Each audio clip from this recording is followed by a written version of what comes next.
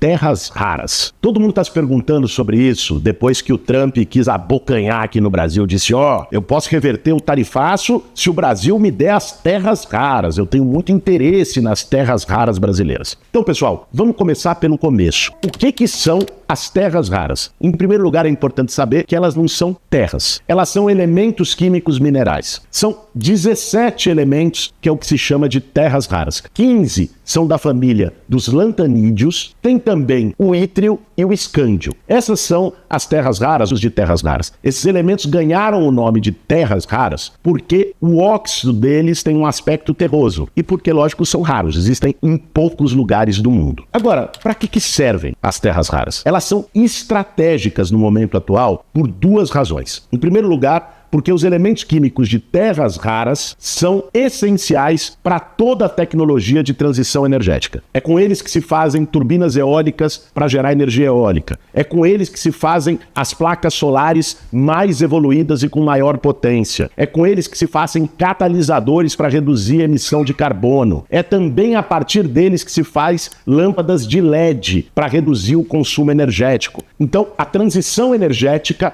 passa pelas terras raras. E não é por acaso que a China está na liderança da transição energética mundial, porque reserva a maior produção de terras raras do mundo. Um outro fator que é até mais estratégico do ponto de vista da corrida tecnológica e econômica é que os elementos de terras raras também são importantes para a produção de semicondutores. O que são os semicondutores? São a base dos microchips. Os microchips para aparelhos eletrônicos, o smartphone, para o computador, o microchip para toda a tecnologia de inteligência artificial. Qual que é a lógica da revolução eletrônica? Eles vão reduzindo cada vez mais o tamanho dos chips. Tanto é, lembra como era o computador lá atrás? Era uma placa desse tamanho. Hoje, um smartphone desse tamanho tem uma potência de armazenamento de dados e de processamento muito maior do que aquele computador gigante de 20 anos atrás. Isso é resultado da evolução da tecnologia dos microchips. E as terras raras são parte importante disso. Por quê? Porque o magneto dos elementos de terras raras é extremamente leve, pequeno e potente. Então permite um processamento de dados enorme num negocinho assim de nanomilímetro.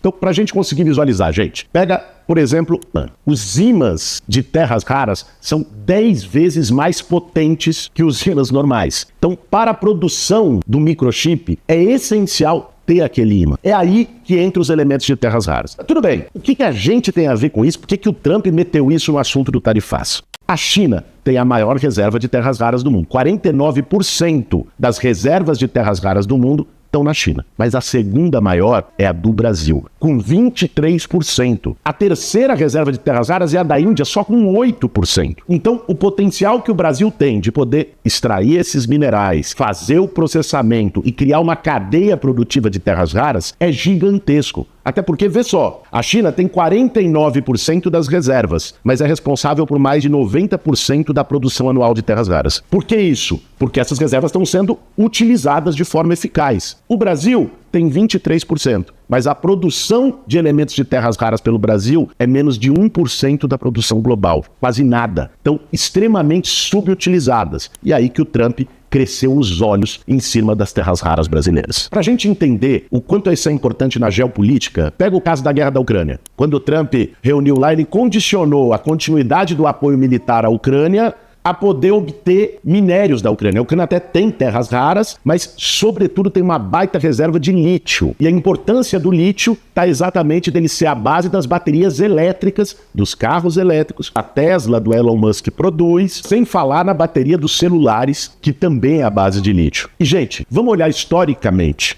A disputa por minerais essenciais para a economia, para poder liderar a inovação tecnológica, historicamente marcou o interesse imperialista, definiu guerras. Ou seja, nós estamos falando não só de um minério, do elemento de terras raras, nós estamos falando da posição do Brasil no mundo e do interesse de outras potências, especialmente os Estados Unidos, em estabelecer uma lógica neocolonial aqui. Vamos lembrar lá atrás, o que marcou a colonização portuguesa no Brasil e a colonização espanhola em todo o resto da América Latina. A extração de ouro e de prata. Foram atrás de minérios, sugaram, saquearam o nosso subsolo. Depois, no século XX, a gente não era mais colônia, mas ainda teve uma atuação imperialista para poder obter no Brasil, sobretudo, o minério de ferro é essencial para produzir o aço, que é a base da economia industrial. O minério de ferro brasileiro, inclusive, foi o elemento por trás de golpes que ocorreram no Brasil. Quando Getúlio Vargas comete suicídio diante de um golpe iminente, ele ia ser derrubado em 1954, o que estava por trás era o interesse dos Estados Unidos na exploração de minério de ferro por empresas americanas. Em 64, a mesma coisa. Eles queriam assinar um contrato de concessão das minas para os Estados Unidos. O João Goulart se recusou a assinar. O Castelo Branco, depois do golpe militar, assinou na sequência. Então, a nossa história está marcada por um interesse estrangeiro, imperialista, em relação às nossas riquezas. A bola da vez hoje são as terras raras, pelo tamanho da reserva brasileira. E como os Estados Unidos está numa guerra comercial com a China, mais do que nunca ele precisa vir para cima para tentar abocanhar as terras raras do Brasil. Mas não são só as terras raras. Um dos mais importantes também para a tecnologia digital e de inteligência artificial é o silício. Aliás, o Vale do Silício, onde se originou as Big Techs, o Facebook, tudo isso, tem esse nome justamente pelo papel do silício para a produção de chips e de elementos da economia digital. E aí entra a segunda parte do interesse deles. De onde vem o silício? De um minério chamado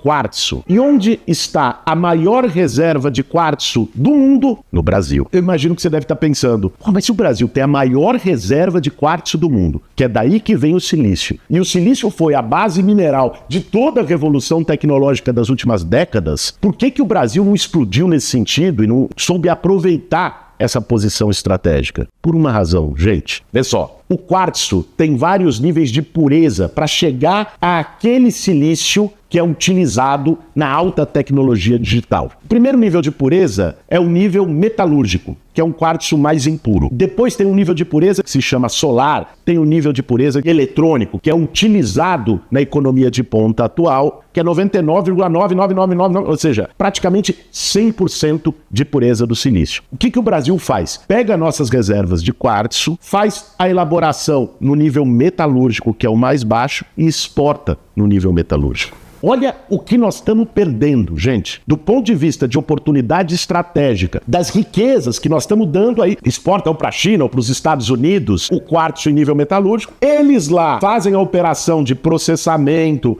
para poder chegar no nível eletrônico e eles têm ali o ouro da indústria de semicondutores, de chips. Sabe, nós temos uma riqueza que é um negócio incrível no subsolo brasileiro. Muitas vezes foi explorada de maneira predatória e contra o interesse nacional, para que esse ganho vá para potências estrangeiras. Especialmente os Estados Unidos fez isso ao longo dos últimos 100 anos, no Brasil e em toda a América Latina. Hoje nós temos a oportunidade histórica de ter um projeto soberano. O Trump, numa guerra geopolítica com a China, quer que o Brasil, que é o país com melhores condições de ter um projeto soberano, pelo nosso tamanho, pela nossa riqueza natural, pelo tamanho da nossa população, se subordine a eles e negocie e entregue para eles as nossas maiores riquezas em troca dele não botar tarifa nos produtos brasileiros. É isso que está em jogo nesse momento na disputa entre Brasil e Estados Unidos. O governo do presidente Lula tem tido um papel muito firme, não só de enfrentar o Trump, de dizer, soberania não se negocia,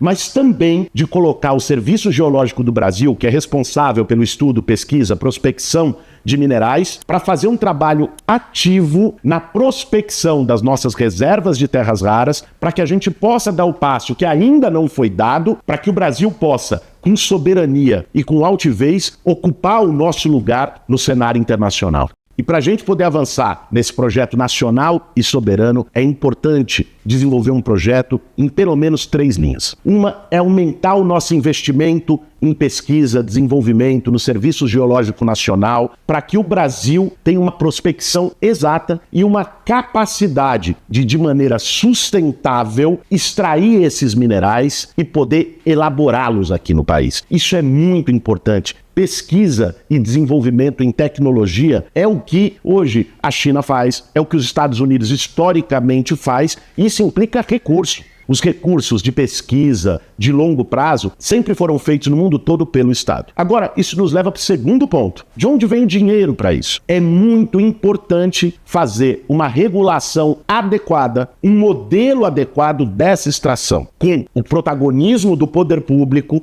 que é o responsável constitucionalmente pelos recursos minerais, naturais, petrolíferos do nosso país e que possa fazer uma tributação adequada sobre empresas privadas que atuam na área. Veja, a tributação do Brasil sobre extração mineral hoje chega a ser 6 vezes menor do que a de outros países também com grande riqueza mineral, como o Canadá, a Austrália. Porque veja, os minerais é uma coisa que tirou da terra, a reserva acaba algum dia. O país tem que receber algo por isso, sobretudo quando a maior parte desses minerais extraídos vão para exportação. A tributação do setor privado que atua nos bens naturais é absolutamente essencial, que seja feita de uma maneira adequada. Hoje no Brasil é praticamente um presente, é muito pouco, o que é um convite para empresas estrangeiras virem aqui, extraírem, processarem, elaborarem e terem sobrelucros em cima dos nossos recursos minerais. E o terceiro ponto, e mais importante, a gente fazer o conjunto da cadeia produtiva aqui no país. Gente, não faz sentido a gente pegar o quartzo em nível metalúrgico e exportar lá para fora, sendo que ele tem 100 vezes menos valor que o quartzo no nível solar eletrônico, sendo que a gente podia fazer esse processo de refino e processamento aqui. A mesma coisa vale para o minério de ferro. O Brasil é o terceiro maior produtor de minério de ferro do mundo. Só que a gente às vezes exporta o minério de ferro em forma bruta e importa o aço da China. E o minério de ferro é a base da produção do aço. A cadeia produtiva tem que ser aqui, porque gera emprego aqui, agrega valor aqui. Isso é importante para a entrada de dólares, de recursos externos no Brasil, para o equilíbrio da balança comercial, para o bem-estar da população, para o Estado ter mais recursos, para chegar mais recursos no bolso do povo com a geração de empregos. É o que a China faz, é o que boa parte dos países mais desenvolvidos fazem. E é o que a gente precisa fazer, reverter essa lógica neocolonial de exportar a coisa bruta, a matéria-prima, e depois importar o produto elaborado, processado, feito lá fora. O Brasil, com esses elementos naturais, tem todas as condições de ser um grande produtor de semicondutores, de microchips. Da mesma forma que no da soberania digital, que é um outro assunto extremamente relevante, nós temos todas as condições de estabelecer os data centers aqui, para que o armazenamento e o processamento de dados dos brasileiros não seja feito lá fora por uma empresa estrangeira sob a lei dos Estados Unidos, com sigilo zero e com completa vulnerabilidade. Esse ano, diante dos ataques dos Estados Unidos, o presidente Lula avançou, junto com a Serpro, uma empresa pública brasileira, na construção da nuvem do governo, da nuvem digital brasileira, para a gente armazenar os dados aqui. Já tem todo um processo de cooperação tecnológica, de transferência de tecnologia, para poder fazer data centers aqui. Ou seja, gente, o que nós estamos falando, quando se fala de terras raras, quando se fala da nossa soberania sobre os recursos minerais, quando se fala da nossa soberania digital, nós estamos falando do grande tema da disputa econômica e geopolítica no mundo no século XXI. E por isso é absolutamente essencial a gente avançar